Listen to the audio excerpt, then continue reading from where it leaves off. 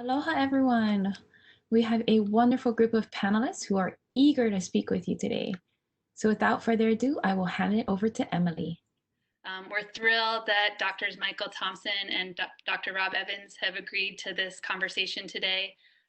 They are two remarkable professionals that we have relied on over the years to guide our thinking about the care of the Punahou community, and also all of the transformation that occurs at a school as it continues to improve. So they have been just incredible for us, and we're grateful that they're here today to talk about something that's on all of our minds, how to support our precious kids in this bizarre time in which we find ourselves. So we know that whenever we say Michael and Rob are going to be presenting, we can count on a lot of parents showing up. So thanks for doing it in this context too. And Paris and I will be following the Q&A. So like Keala said, please pop your questions in as they come up. That's one of the benefits of this mode of learning. You don't have to wait till the end to politely raise your hand. You can sort of be thinking stream of consciousness style.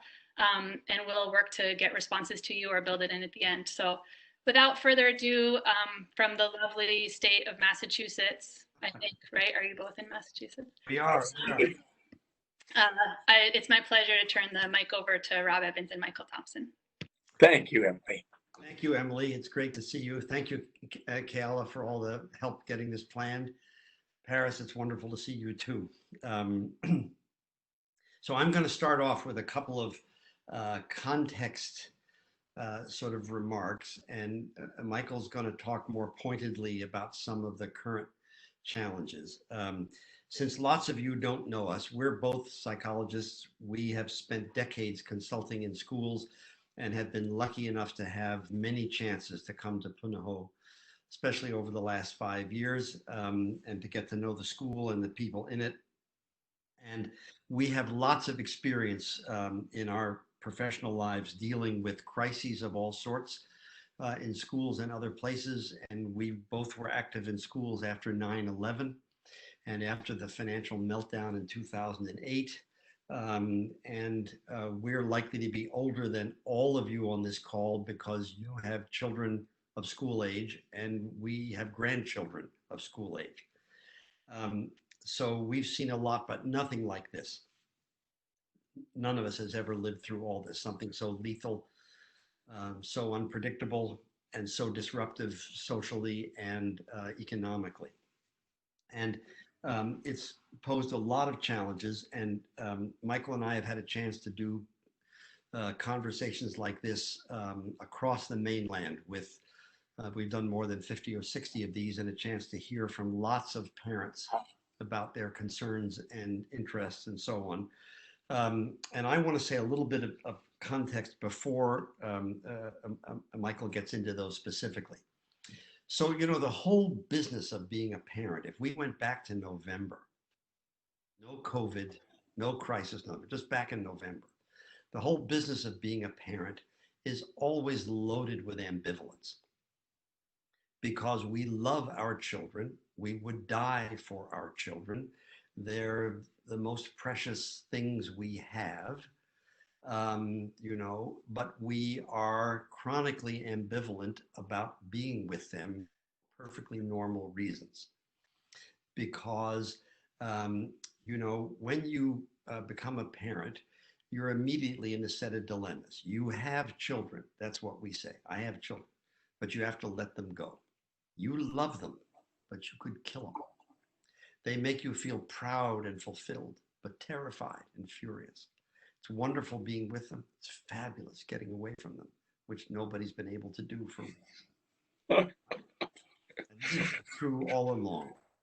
And I'm not a big believer in parent advice books, but one that I have had a great title called All Joy and No Fun. And the author, Jennifer Senior, she talks in there about this, what I just said, that we love our children. Literally, we love our children to death. But the actual business of being with them is often hard, and that was true before we were all living together day after day, week after week, and over a period of several months. Now, I know you all have these wonderful memories. You snapped a photo of your daughter blowing out the candles on her birthday cake when she was 7. She didn't have any teeth right up here. And it's just the sweetest thing. And your son mispronounced a word when he was 4. Your family's been deliberately mispronouncing it that way ever since because it's so endearing. Kid is 15. He could kill you. He can't believe that you're still doing this, but you cannot resist because it's so endearing. The reason these memories are so vivid for you is that they're so widely spaced. In between them lie miles and miles of mind-numbing tedium, endless boring drudgery, repetitive low-level tasks, being taken for granted, misunderstood, and eventually having your wallet raided and your car stolen. Right? This is what parenting is all about. Right? We love them, but it's not easy being with them all the time. It just isn't. I have a very close colleague who was for many years a gifted psychiatrist at the Children's Mental Health Clinic that I was the executive director of. And he used to say way back when they were raising their kids that in July, their children would go off to sleepaway camp overnight for a month. And he and his wife kept working, and that was actually vacation. In August, the kids came back. He and his wife took their vacation, and they had what he called the family trip. They went to the Grand Canyon. They went to Disneyland. They went to Hawaii. That was not vacation. That was the family trip. Because what defined vacation was a break from the kids. So it may seem like I'm just sort of, cracking wise here, but I'm actually quite serious. Um, Most of us who have raised kids or are doing it now are used to being with them a lot in the morning, in the evening, on the weekends. We're not used to around the clock. We're not used to having to be their teachers or assistant teachers. We're not used to being terribly uncertain about what lies ahead and how it will affect them. Michael's going to talk to you in a minute about some of the ways in which parents worry about how this will, all this will affect kids. What I want to say is that the underlying context is one that's just full of normal, perfectly normal mixed feelings. And when you sort of trap people together, you run a risk of several things, one of which is that there'll be more of that. You also run a different kind of risk, which is very nice, which is that you discover things about each other that you didn't know, or things that you really appreciated in a way that you haven't noticed before. And I hope we're going to have a chance to talk about some of them too. But it isn't to me as if everything used to be just perfect and easy, and then all this happened to us. There was lots of challenge to begin with that is normal, happens a lot all the time, and now all this has happened on top of it.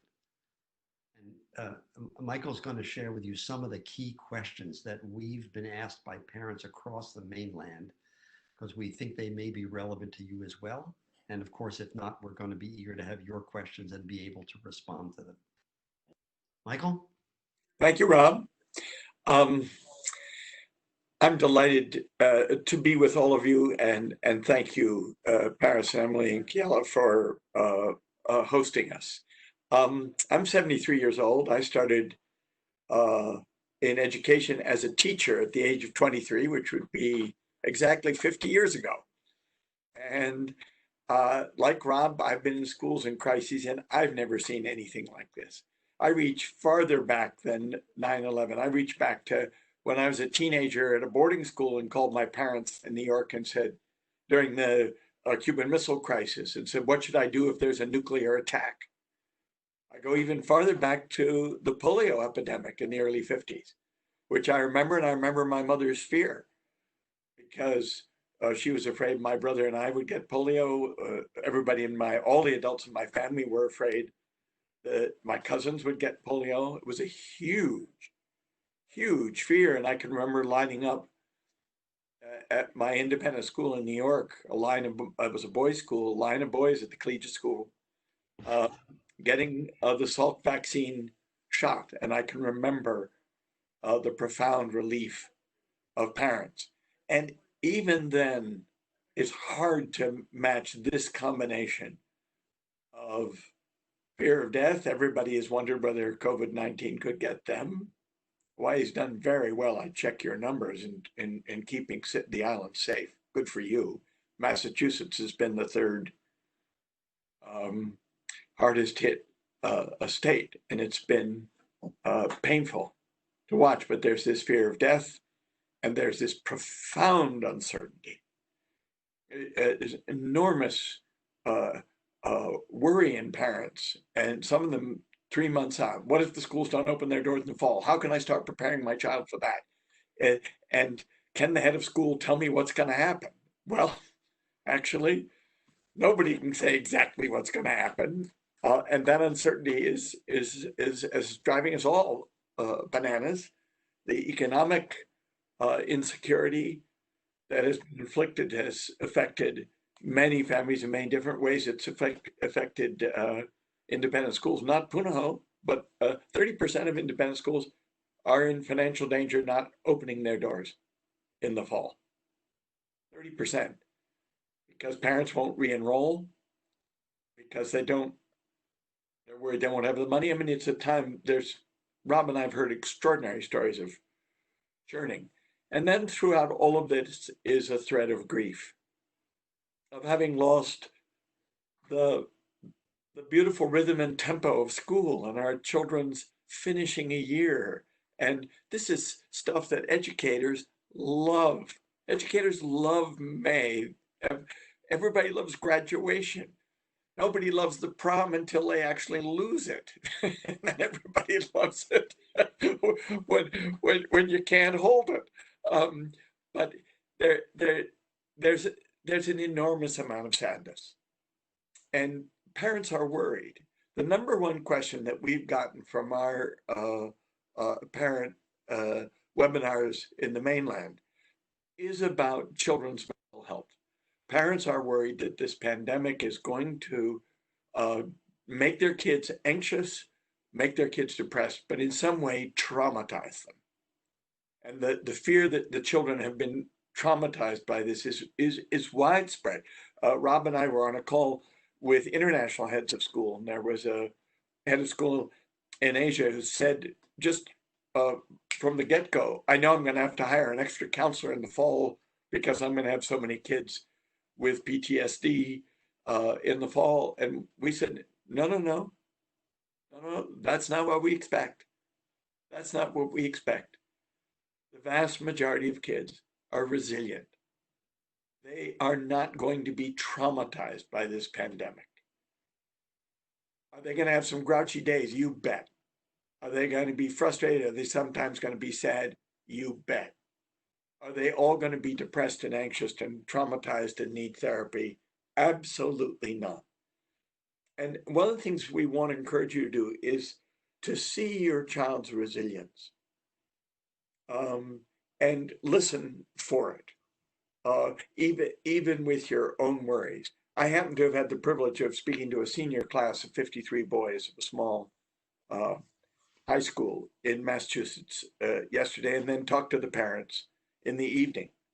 And these boys, 18 years old, who've lost their graduation, lost their senior spring, and do not yet know whether the doors to their colleges are going to open, were very, very relaxed and philosophical. And they said, this is our story. These are the stories we're going to tell.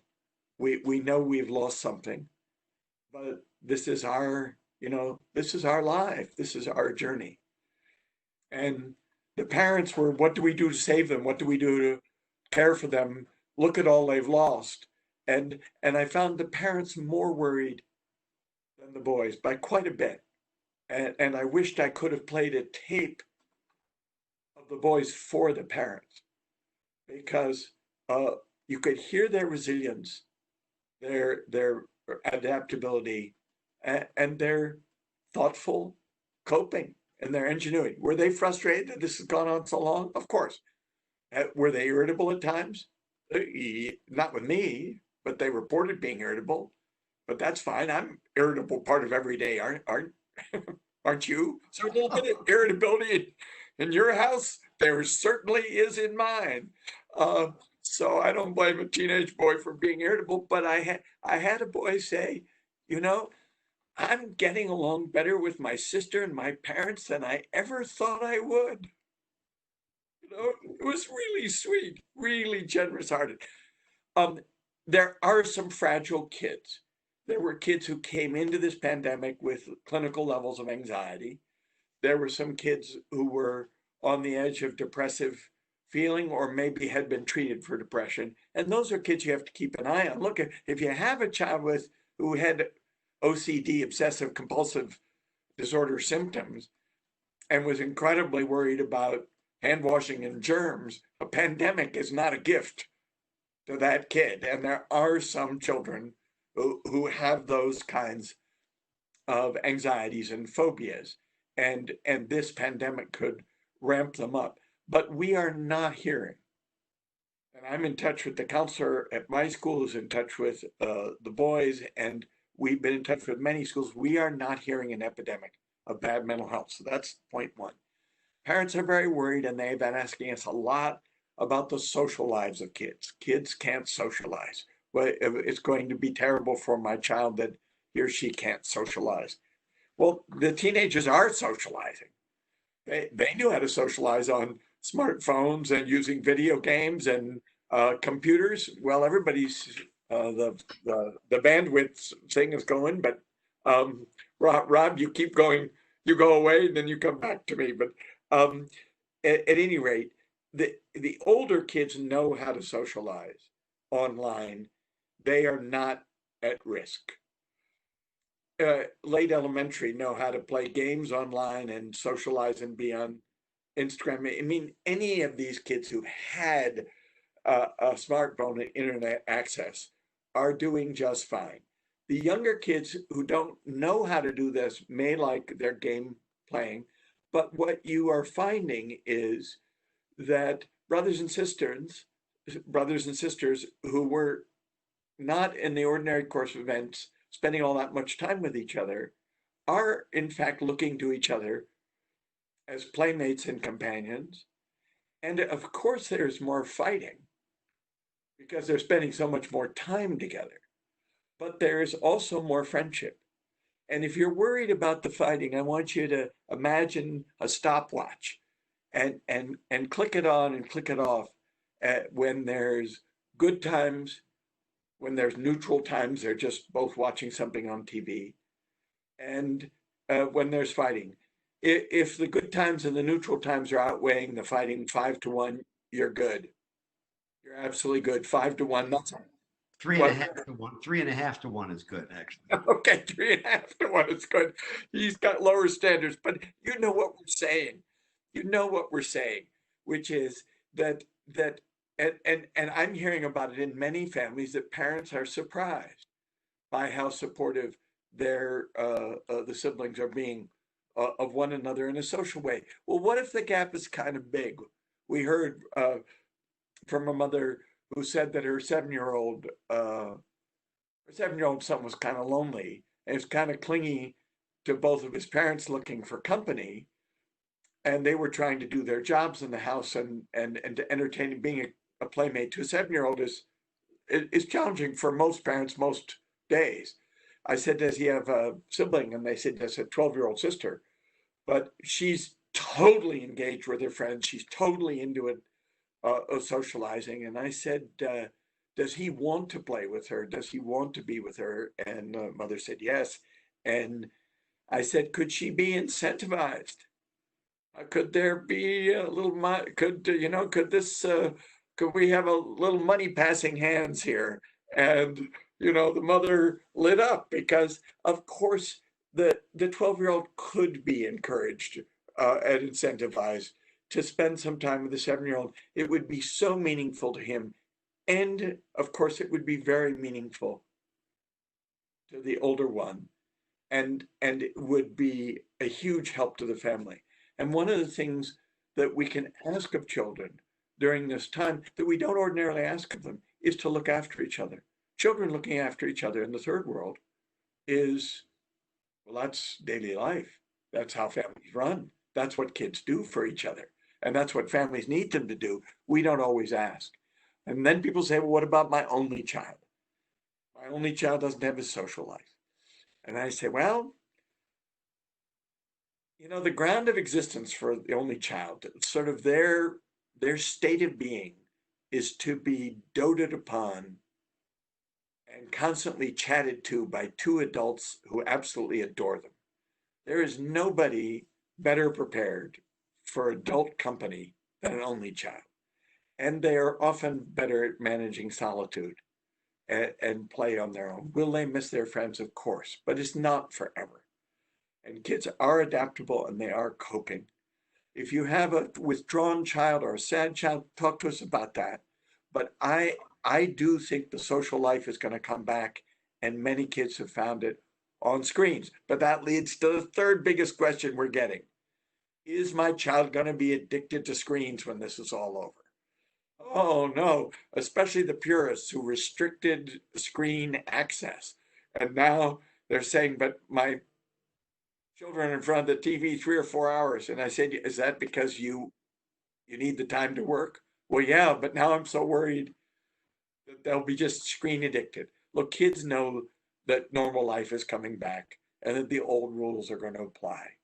They don't, it's a bit of Liberty Hall right now, but they know when real life resumes. Besides, they're going to be so happy to get out the door, to be outside, to be with their friends, and to be playing with their friends. They're intensely hungry for it. So I don't think we're going to come out of this with a lot of screen addicts. So I've addressed the three most common questions. What are the FAQs of recent weeks in our life as psychologists? Start throwing us some questions. Emily, Paris, are you? Do we have some on the? Did we offended somebody already, or annoyed somebody, or we haven't got? Go ahead, You Em. nailed the first one. The first one we got was that, you know, your take on the screen time and playing games. This one person says they have two boys, a sophomore in college and a senior in high school, and they're enjoying time together playing games, and they seem to be doing what they need to do to get done. I mean, feels like you sort of said, Good. I can't worry about that, and I hope that parent doesn't worry about that. Right. Rob, you're not worried, are you? No, that takes care of that. That's excellent. We like questions like that. They're easy to answer. So I wonder, Let me just say, Emily, I'll just add one little thing. There is a trade-off of a kind here, because a lot of parents are desperate because they have to do their own work, and yet they don't want the kids, as Michael said, in front of the screens, and it feels bad to them to be. So I'm with Michael. I don't think this is creating addicts. I'm actually not worried about that. And there is a certain kind of trade-off here. And if you have two kids who are doing something and they're doing it sort of together, even if it isn't what you would wish the main thing they would do is, I think that's actually a real plus. I'm always glad to hear about kids at home getting along and doing something. And I care a lot less about which thing they're doing than whether they're getting along and enjoying it together, because there's something valuable about that, period.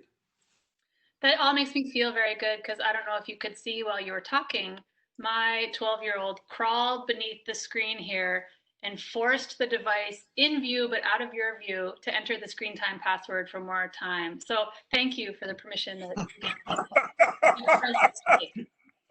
Okay. they're very, very real. No joke. I wonder, Mike and Rob, you've talked a lot about, or you mentioned a few ways in which adaptability matters. You know, the whole paradigm has shifted, the larger paradigm. And so it does require us to shift our sort of operational paradigms, our parenting and our parenting paradigms. And so you mentioned a few ways of adapting, you know, around not letting your feelings be supplanting your feelings for your children's feelings, allowing things that you might not necessarily under other conditions allow, incentivizing children in different ways. I wonder if we can continue to stay a little bit more on that, in that area of adaptability for parents. What are there other ways that you can think of that you've disclosed in your conversations that that are helpful to parents to think about shifting sort of the normal approach to parenting? So there's a couple takes on this, Paris. It's a great question. One way I think about it in just sort of blunt, practical terms is if something's working, just do it. Because for Michael and me, the default assumption is that the kids will be okay. Not that it's easy, not as you heard him say, not that they won't be grumpy or sad or down or a pain in the neck or whatever, but that they're in the long run, most of them are likely to be okay. So something that's working, I don't want to mess with. When we as psychologists get worried, it's only when there's a sustained change in a child or an adolescent's behavior. They don't have a bad night. They can't sleep for a week or 10 days. They don't have a day when they're not hungry. Their appetite vanishes for a week and a half or something. When there's a sustained change, then we have a reason where a parent would legitimately want to be concerned about something. But short of that, I'm going to be less worried. So the first part of it is that. The second thing, Paris, is I think it's often hard to do a lot of very, very, very planful parenting. Because, you know, Michael and I could be here and people could stay with us a couple hours and we could say, so your daughter's saying X and you want her to say Y, so you should say Z, but don't say Q. But if you're the sort of parent for whom Q is the natural response, you're going to have to work really hard not to say Q. And if she keeps saying, you know, what you don't want her to say, at some point you're going to blurt out Q even though you're supposed to say Z. So we also think that it isn't just that the kids you need to cut them a little slack. We think parents need to cut themselves a little slack, you know, and not assume that what's required here to get the kids through is a kind of perfection in terms of their response, as opposed to a certain sort of flexibility and a kind of reacting as it comes, and get worried if there's a sustained pattern rather than a temporary interruption. Thanks, Rob. That actually ties into, I think, another question, who's an alum and psychologist writing in. The worry that this person is facing personally and clinically are worries about learning in school, given how interrupted schooling is and how parents can be helpful with their children's learning and academics. I have a story to illustrate this. I was talking to a father in Los Angeles, and I could tell he was frustrated and edgy and upset. And he said, Dr. Thompson, my third grader won't sit and look at the screen, and he won't focus, and he's always moving. And I just want to know what to do to get him to function as well as he does in the classroom. I'm not asking for anything more than that. I just want to be able to get him to function the way he does in the classroom. And I heard his frustration, but I said, look, third graders sit down in their seats because all the other third graders are sitting down in their seats. They focus because all the other third graders are trying to focus.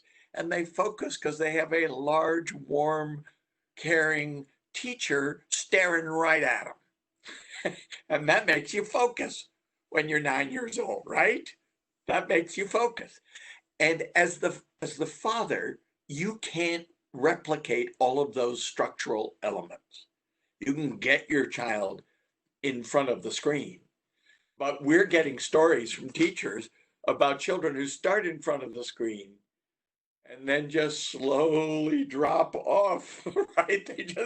They just disappear off the screen. Or get up, walk away, little one. Get up and walk away. Or my son Will, who's a teacher at the Bank Street School in New York, but he's sequestered with us in Massachusetts, has been teaching his first grade. And he threw me on with his 17 first graders. And I was talking to them, and one boy was upside down. I don't know whether he flipped his iPad over or whether he was hanging upside down, but it was actually quite disorienting. It happens in real life too. Yes. To be trying to engage the interest of an upside down boy is like, really? So I don't think there's any way even with the best efforts of online teaching, and I think teachers have thrown themselves into this, with extraordinary energy, amazing energy. And I hear it in the next room from me all every weekday, because the Bank Street teachers who didn't believe in technology and screens for kids younger than third grade are doing it for all the little grades. And it's challenging and it isn't always successful. And undoubtedly, they won't cover as much material. If they're covering 60 to 70% with the younger ones, I would consider that a heroic achievement. The older kids are more adaptable to online. They're more independent, and they can do that. So they're going to be various gradations, but kids relate in different ways to the screen. And there's some kids who just don't find the tiny little teacher in a box to be all that compelling, right? And there are other kids who think, hey, this is great. I don't have to get out of bed. I can be watching right? So there is a range of reactions to this. We've heard of upset fathers shouting at schools, what are you going to do about the learning loss? And our position, which I think Rob and I share, but I wanted to back me up, is that while there will be some loss, it's not a tragic or an unfillable loss, and the kids will make up for it. Rob, do you want to pick it up? 100%.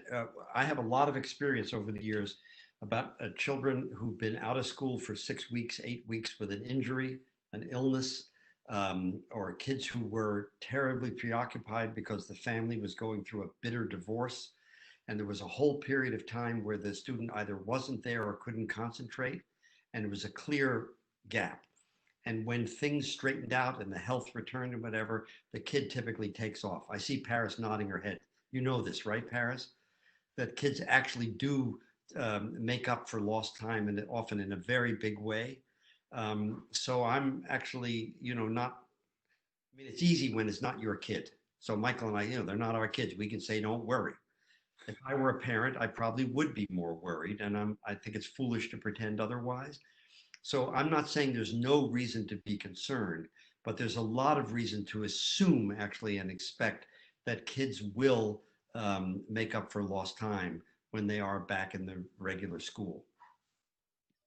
So Rob and Michael, there's a series of questions, a number of questions around navigating the uncertainty of the future, school opening looking really different in the fall, or some schools not opening at all, perhaps.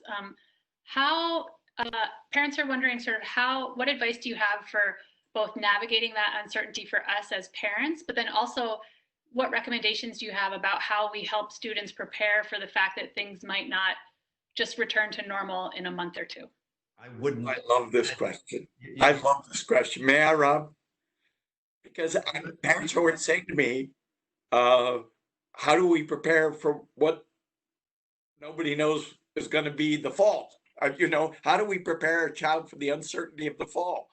And I think, really, you're going to start in May preparing children for something that no one can tell you exactly what it's going to look like in September. Why would you do that? So I've been falling back on cross that bridge when you come to it. But Rob, we've heard variations on this. You take it.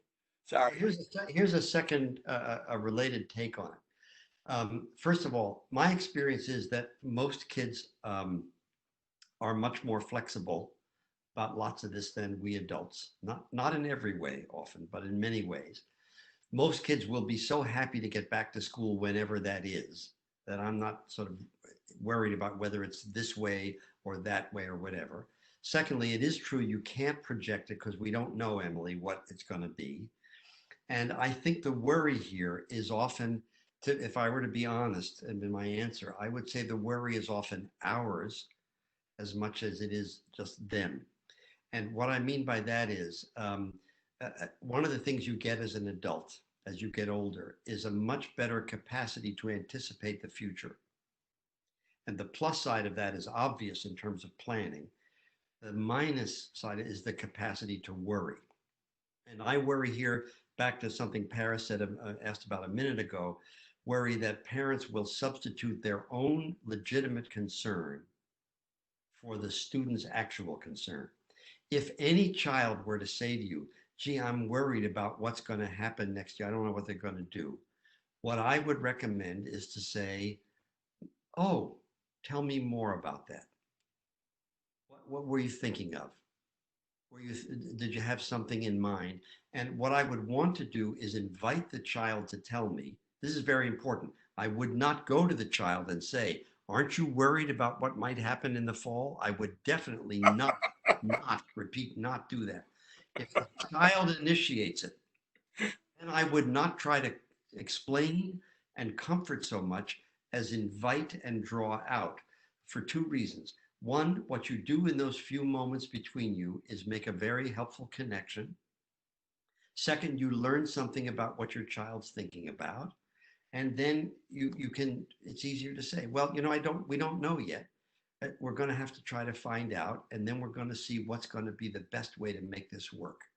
If you have to be in the position of delivering answers about something no one else knows yet, I think that's a real tough box to be in. So here, if you need to think about the future, I want you to focus on this. The Danish schools opened 3 weeks ago. The German, Swiss, and French schools opened 2 weeks ago. Hong Kong and Vietnam have opened. We've been talking to international educators, and 82% of their elementary kids show up on the first day, and within 2 weeks, there's over 90%. And they're working with small pods of kids with one teacher and no intergroup contact. And there's not eating in the cafeteria, they're eating in the classroom. There's the Danish model and there's the Hong Kong model. What's going to be enormously helpful for all the states in the United States is that the folks in Asia and in Europe are running the experiments for us right now. And we're going to be able to learn from them. So, and we'll get data pretty soon so that we don't have to be just running anxious hypotheticals. We will know how this looks when in different formats when kids go back to school. So let's focus on the data. Thanks so much for framing this and for framing it in this perspective of resilience, positivity, health.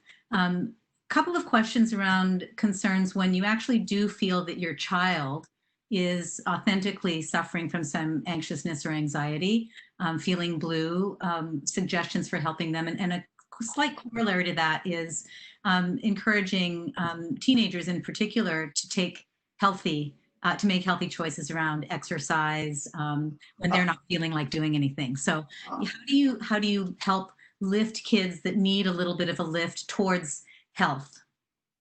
All yours, Michael. I was hoping you to, well, I'll tell you about the exercise. I walk to keep my mental health. I walk 3 or 4 miles every day. And I often see a mother walking with her children, and she's walking with her 9-year-old who's willing to walk with her. But her sulky a 14-year-old daughter is walking ahead as if the family had nothing to do with her. And the 12-year-old son is walking behind as if he also wasn't part of the family. So you can tell, I could spot a family where the kids have been dragged out for a walk. But of course, they do need some exercise and they do need their sleep regulated. And 14-year-old boys will play video games until 10 p.m. if you allow them. And if you're not paying attention, they'll play them to 11. And if you are not watching, they'll play them to 12 and then to 1 a.m. and then to 2 a.m.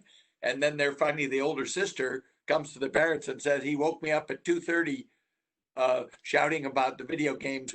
No, your kids need sleep. Your kids need sleep and they need some exercise, and there's some fights worth having. That's right. That'll make kids cranky, but there are some fights worth having. The Dutch have a motto of child rearing that's very Dutch child rearing is very healthy. They get a lot much more sleep than American kids, and their rest, cleanliness, and routine. That's the Dutch mantra for child rearing. That's not bad for getting you through a pandemic. That doesn't mean a tight routine with uh, you know the parent constantly trying to keep kids on schedule. But I'm sure parents have mostly negotiated, if they started out that way, have mostly backed off to some more reasonable routine. But fight and some exercise are worth. Did I say fight? I meant sleep and exercise are worth fighting about. Sorry. For the child who's sad, Paris and Emily, do parents at Punahou have access to the counseling staff? Can they contact them? Have they been contacting them? Yes. Excellent. So that's that's a channel that's open, which people should use. So I want to add a slight, an addition to Michael's, not a difference, but um, one of the challenges we have now with everybody cooped up together is that for a long time, lots of people who love their children have been reluctant to set limits on their children. And now find themselves having difficulty about some of this stuff, like get out and get exercise or whatever. You know, when you're a parent, it's nice to be considerate. It's nice to love them. And you have a right now and then to say, this is not negotiable. So, you know, as Michael knows, my mother, when she was being ridiculous about stuff like that, and my brother and sister and I would tell her, she'd sometimes say, well, you'll have to get glad again. And she'd walk off because she wasn't going to negotiate anymore. What's not good is to enter into lawyerly negotiations with a child of any age about something which you are absolutely convinced they have to do. You have a right to insist on a few things, and you have a right to say, I'm not insisting on a lot, but I'm insisting on this. There's no technology in your bedroom after X o'clock. And we are going out for a walk, and you're free to walk behind me or ahead of me and ignore me all the way through, but we're going out. I mean, so that's related to a question that's come up about this transition to summertime, that we're on the eve of summertime with very little no structured sports, very minimal summer school experiences for the younger kids. Can you talk about sort of the opportunity to frame a summer structure that might serve kids well, building on what you know, we're psychologists and not activity planners. So I don't know that, I mean, seriously, I'm not being glib. I'm serious about it. I don't know that we have answers about sort of what people can do about that. I think everybody's looking for anything they can find that's going to have the kids engaged, whatever that's going to be. And we don't know what the timetables, you know, how they're going to loosen up or tighten up in terms of activities that will be available and that people be able to use. So I don't feel well equipped to give an honest, straightforward, I mean, like a comprehensive answer to this. I appreciate the dilemma for sure, because everybody's sort of concerned and worried about it. And Michael, I don't know what, I mean. Well, I'm seeing a couple of things, actually, hearing about them and also seeing them when I walk. It's clear to me that they're neighbors who've decided to make a bubble together with their children. And so they're saying, okay, we're sheltering in place, but it's us and our neighbors. And if you have a range of children, then you've got some kids who can run games for younger kids, and you can make sort of enlarge the sibship ring. But the question I have about Hawaii, we just heard from the governor of Massachusetts yesterday that phase 3 of our reopening starts on June 28th, and it's going to involve opening up summer day camps with certain guidelines, and also playgrounds and community centers. So there is that not going to be a situation in Hawaii, or do you just not know? We don't know. So this is the other dilemma then, you know, is the not knowing, because I mean, Emily and Paris, you and your president, Mike, I mean, you can't just say, well, yes, we're doing this for sure, because we know exactly what the governor and the state are going to do. And none of us do. So it makes it hard to plan. And here again, it's the uncertainty that's often the crusher about this. You know, I mean, if we knew for sure that it was only going to be this and it wasn't good enough, we'd be upset, but at least we'd know. And the not knowing is, to me, really hard on parents. Actually, that's related to a question that's in the chat, that we're talking a lot about the uncertainty for parents, and folks are asking about how to frame this uncertainty for their children, or how to talk about this weird sort of change and instability with their children. I wish I could tell you what was going to happen this summer, sweetie. I wish I could tell you. It's hard on you and it's hard on us that I can't tell you. I wish I could. You get a lot of credit with kids for empathizing with their wish for more certainty, or their wish for a summer camp, or their wish for a youth sports program. Of course they're wishing for that. And you can share the wish, even if you can't yet deliver on it. So the sharing here, parents, this is really important what Michael just said.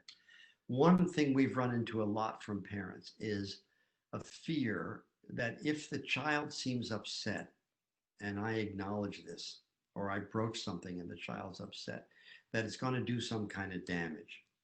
So for example, one of the things, if I have a senior and she's upset because of graduation isn't going to be what we imagined, well, okay, but actually what's really helpful, if that were true, is that you would be able to listen to that upset with your child and share it.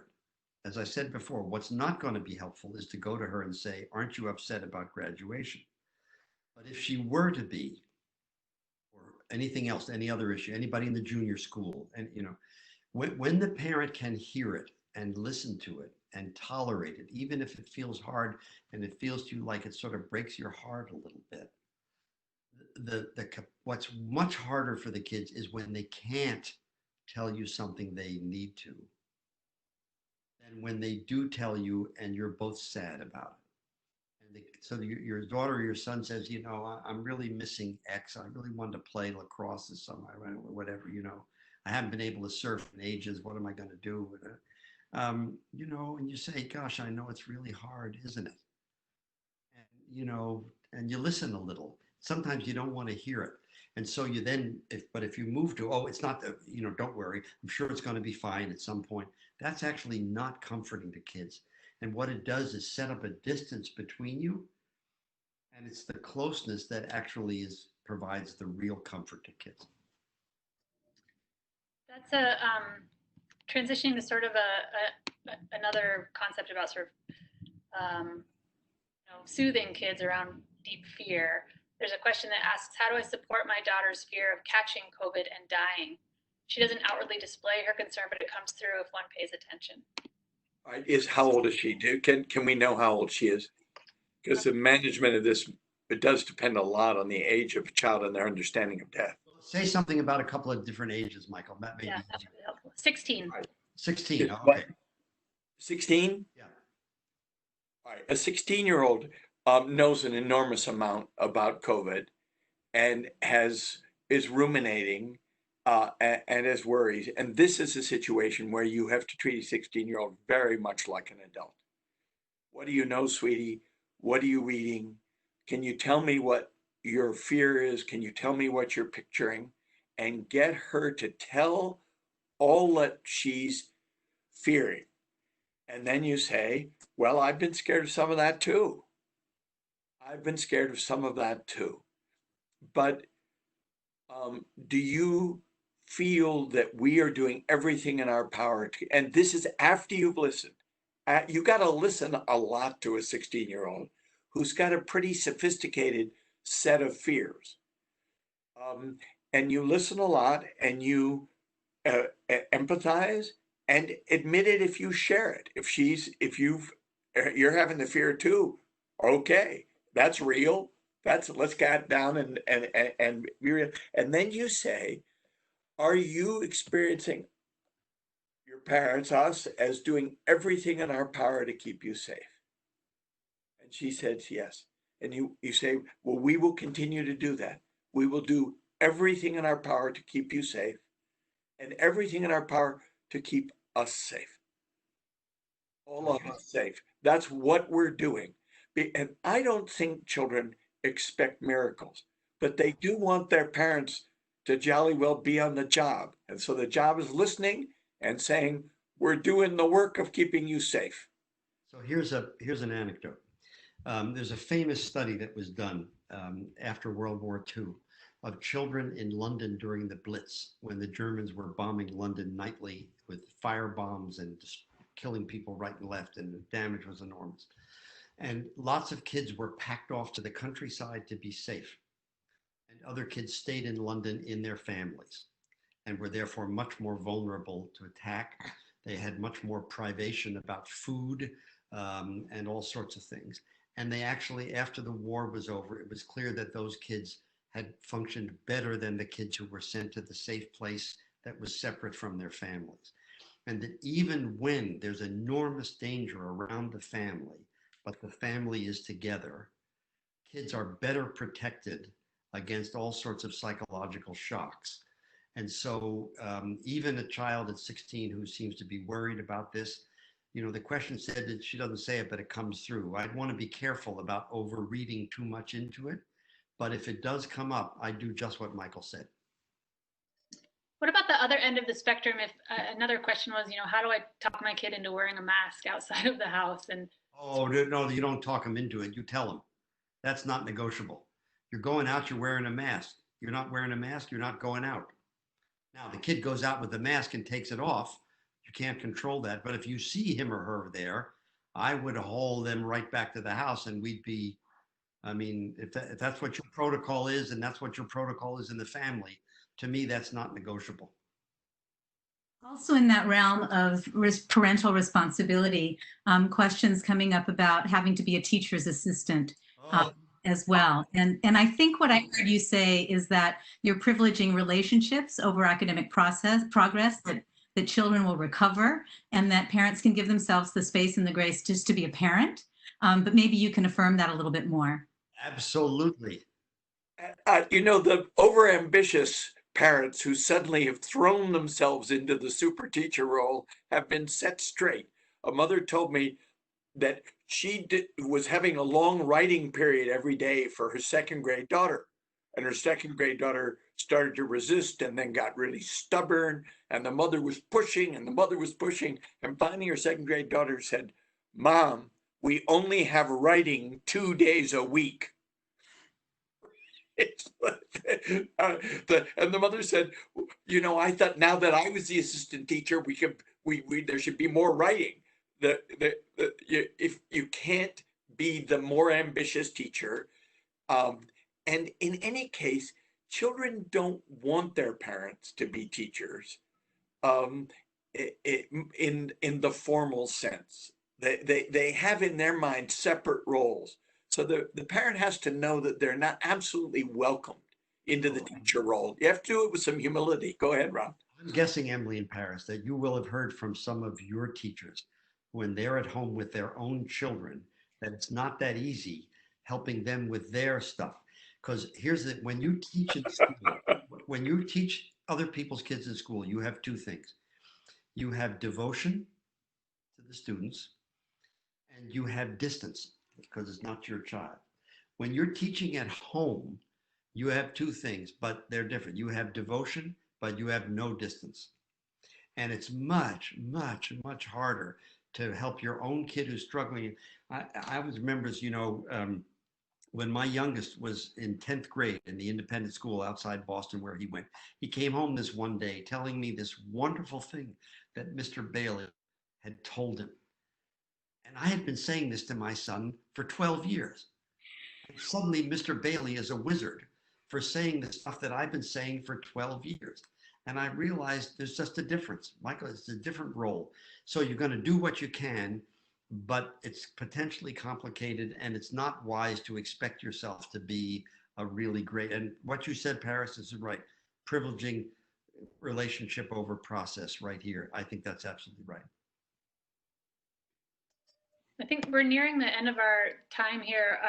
Maybe one last question. There was a question asking if you all anticipate that children will have any difficulty transitioning back to the hustle and bustle of normal life. What do you imagine that will be overwhelming for kids? Is there anything we can do to support that? No worries, no worries, no worries. Look, human beings are social creatures and children are social creatures. And the reason they've gone to school from the get-go is not because they are profoundly interested in the curriculum or wondering what the teacher's going to say. They go to school because other kids are there. And if other kids are in school, they're coming to school and they're going to get right with the program.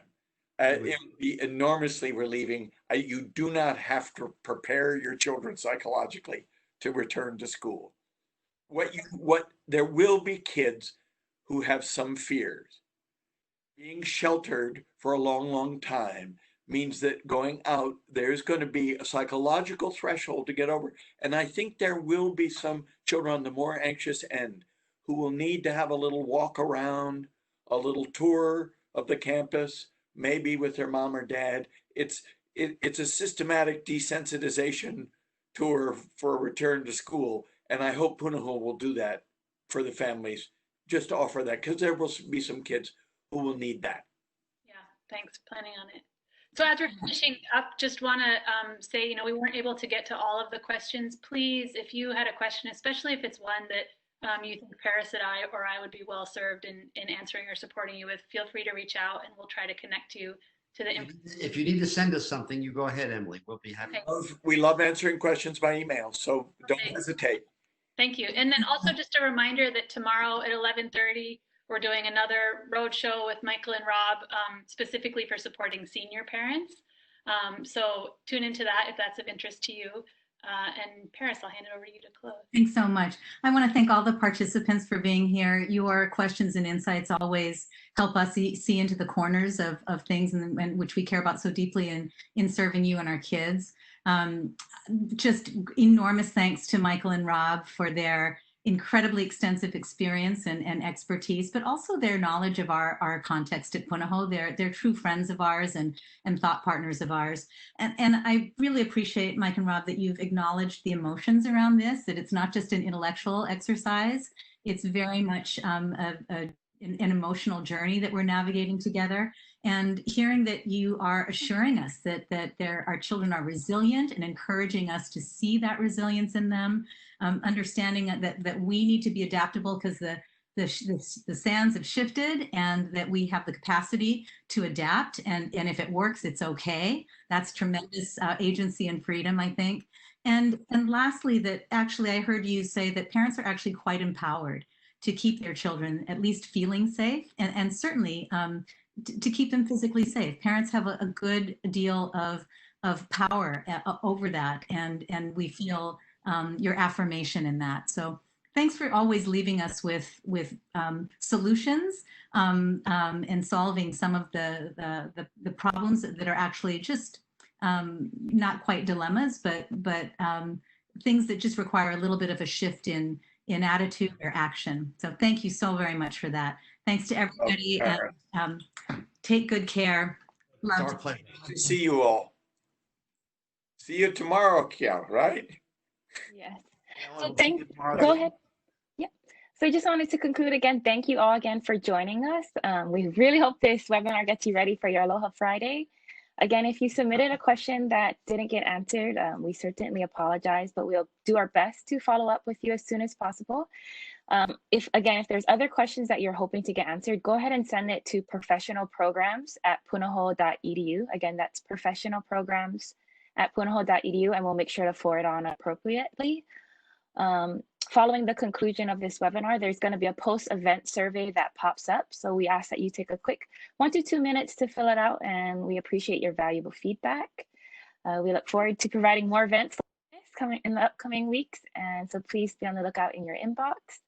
Again, thank you for joining us and have a wonderful afternoon.